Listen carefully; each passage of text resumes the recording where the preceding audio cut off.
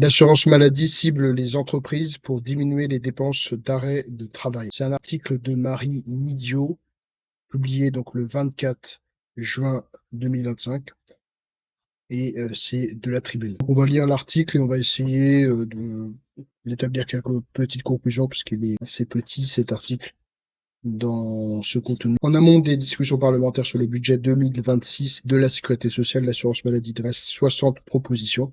Parmi elles, un système de bonus-malus pour les entreprises ayant un nombre d'arrêts de travail très différent de la moyenne. On en a parlé un tout petit peu auparavant dans une vidéo avec ces propositions. Ce mardi, donc, était présent le traditionnel rapport annuel charges et produits de l'assurance maladie, un moment attendu pour le secteur en amont des discussions parlementaires sur le prochain budget de la sécurité sociale proposé à la rentrée. Ce rapport se veut plus structurel et plus offensif, donc ça c'est plutôt une bonne chose. À commencer, Thomas Fatome, le directeur général de l'assurance maladie. Nous sommes à un tournant si nous voulons garantir la soutenabilité du système.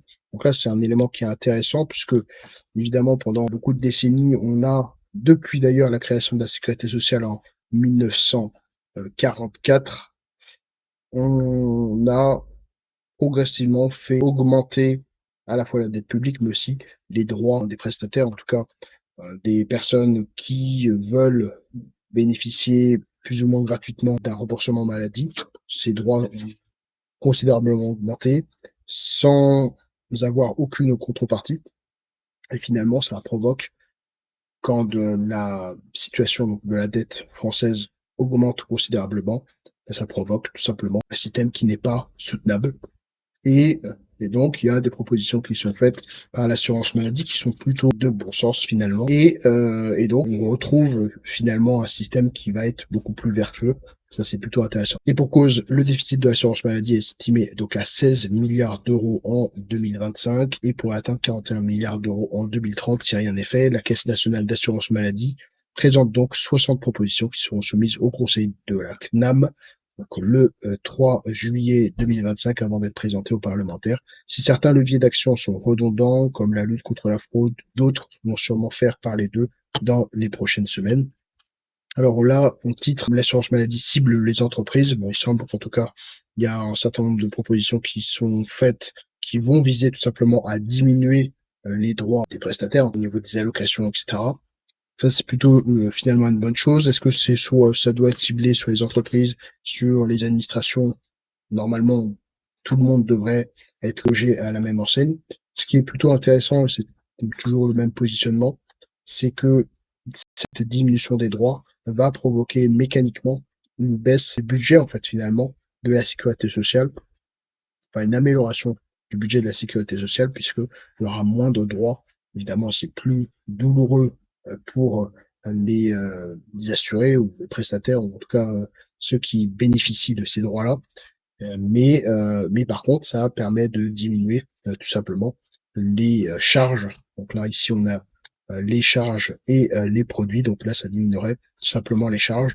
Ça, c'est plutôt un vrai levier très intéressant avec ces 360 propositions qui sont faites par l'assurance maladie.